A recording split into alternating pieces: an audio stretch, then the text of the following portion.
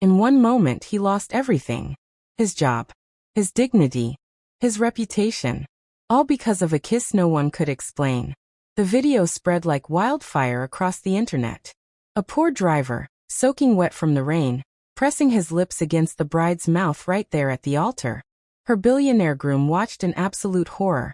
Security grabbed him. The crowd screamed. By the time the truth came out, 3 weeks had passed. 3 weeks of his life shattered. But when the world finally understood what really happened that day, everyone realized something profound. It wasn't a kiss of desire or desperation. It was a kiss of life itself. Before we dive deeper, let us know in the comments where you're watching from. We'd love to hear from you. And if you're new here, click on the subscribe button so you never miss any of our upcoming videos. Now you might be wondering, why did this man risk everything for someone he barely knew? Was it love at first sight? Was it an act of desperation? Or was there something far deeper hidden beneath the surface that day? That wedding wasn't just about two people getting married.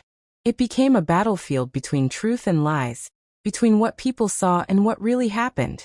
The cameras captured one moment in time, but no one understood the full story until weeks later. The question everyone was asking wasn't whether he loved her. It was this: how did a poor driver know exactly what to do when every other person at that wedding froze in fear? What secret connection existed between them that nobody knew about? Let me take you back to where this story really begins.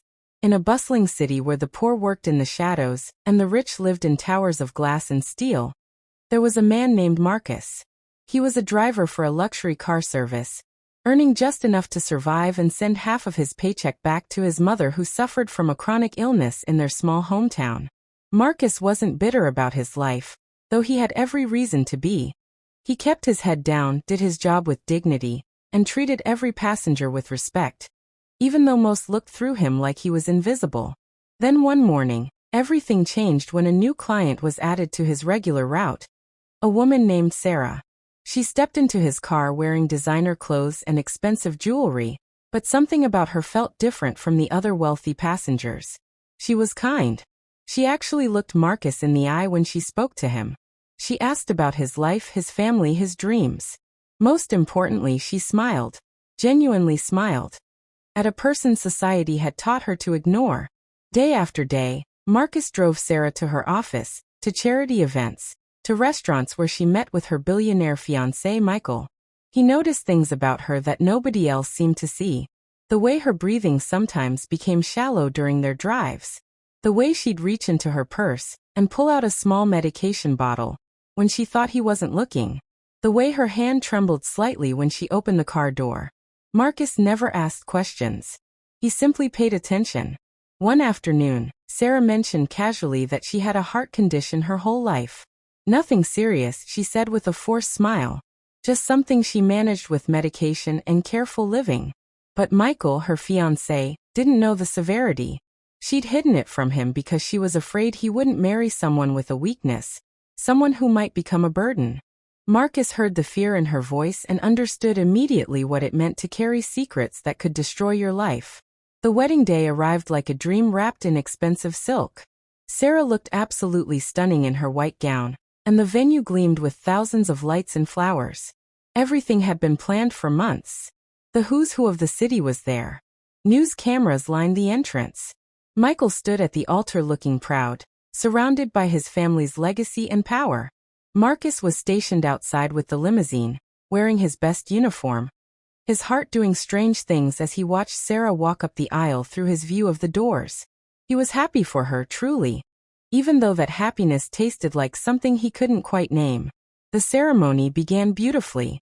The vows were exchanged. Everything was perfect. Then, as she walked back down the aisle as Michael's new wife, something changed. Sarah's breathing became irregular. Her face drained of color. She clutched at her chest. Michael didn't notice at first because the music was loud and everyone was celebrating. But Marcus saw everything from where he stood. He knew that look. He'd seen it on his mother's face many times. Sarah was in cardiac distress. She collapsed before anyone could catch her, falling to the ground in her pristine white dress. The crowd erupted into chaos. Michael knelt beside her, shouting her name. Security scrambled. Guests reached for their phones. But in that moment of absolute panic, nobody knew what to do. Nobody knew that Sarah had a heart condition. Nobody except Marcus. He made a choice that would change his life forever. He pushed past security. He pushed through the screaming crowd. He knelt beside Sarah, and from years of watching his mother suffer, from instincts he didn't even know he possessed, he began performing rescue breathing. His lips met hers. The crowd went silent. Cameras flashed. Someone screamed. Security pulled him away, but not before those crucial moments of life-giving breath had passed from his mouth to hers. Her eyes fluttered. Color returned to her face. An ambulance pulled up seconds later. Sarah was rushed to the hospital, and Marcus was arrested on the spot. By evening, the video was everywhere. Not as a hero story, but as a scandal.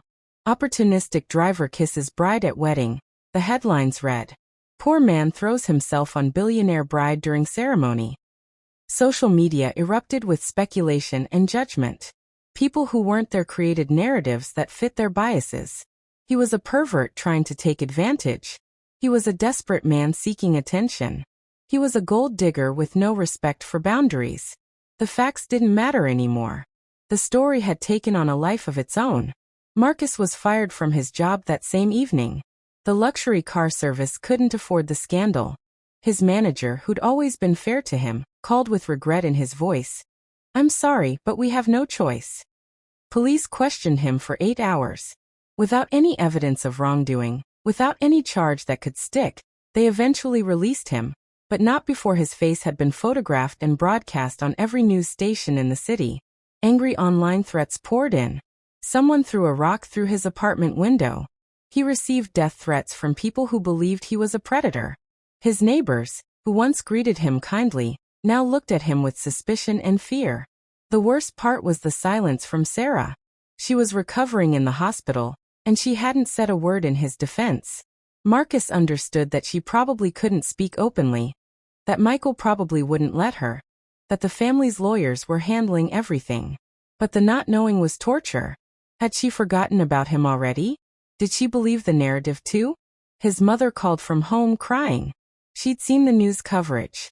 Everyone in their small town was talking about it. Her son, the decent boy she'd raised, was now being called a monster on national television. Marcus stopped leaving his apartment. He stopped answering his phone. His savings began to run out, because he had no income. 2 weeks passed. The news cycle moved on to new scandals, but Marcus remained in darkness. That's when his landlord, a man with a sympathetic face, slipped an eviction notice under his door. Exactly 3 weeks after the wedding, there was a knock on his door.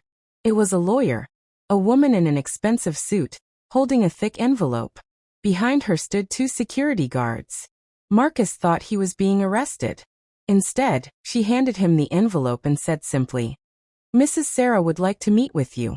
She's authorized me to give you this information." Inside was a detailed statement from the hospital's chief cardiologist.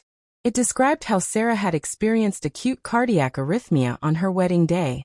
It stated clearly that without immediate rescue breathing, without CPR, she would have died on the altar. It detailed how the groom was present but froze from shock.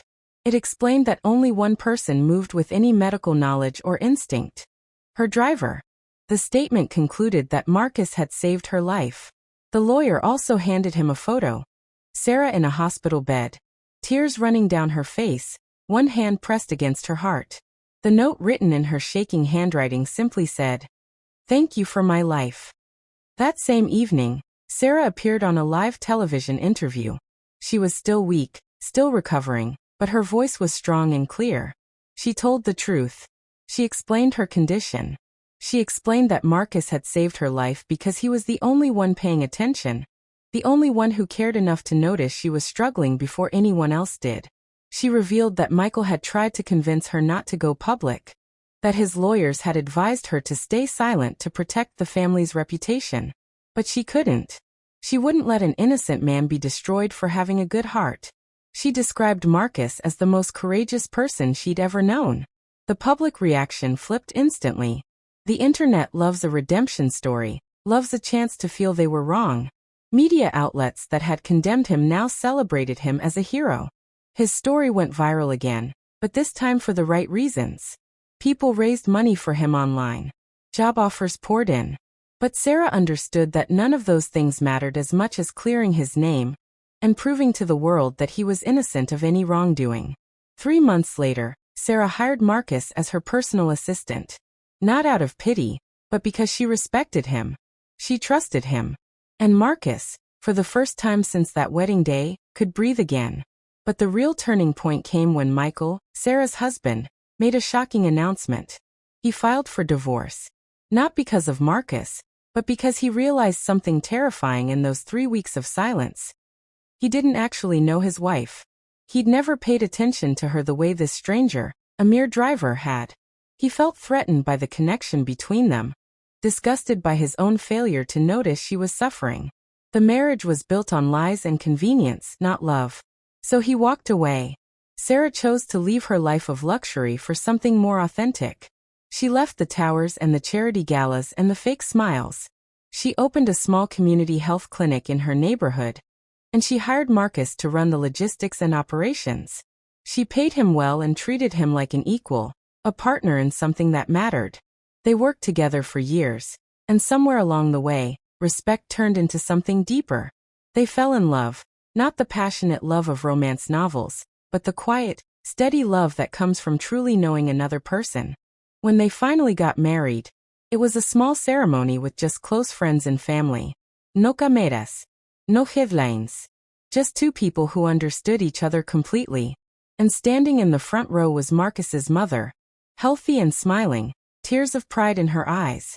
Her son had been called a monster by the world, and he'd chosen not to become bitter. He'd chosen to keep his heart open. And that choice had saved both his life and the life of the woman he loved. So let me ask you this. If you were in Marcus's position, surrounded by security trying to push you away, knowing that one action could destroy your life, would you have made the same choice? Would you have risked everything to save a stranger? Or would you have stayed silent and protected yourself? Think about it. Think about the people in your life who might be struggling right in front of you, and you simply haven't noticed. Think about how often we judge before we understand. Think about what it means to have true courage. If this story has touched your heart, I want to hear from you. Comment below and tell me, what would you have done? How do you think you would react if something like this happened to you? And more importantly, how many people around you right now might need someone to simply pay attention? Subscribe for more stories that will challenge the way you see the world. Stories that remind us that the poor sometimes teach the rich the most valuable lessons about what it truly means to be human.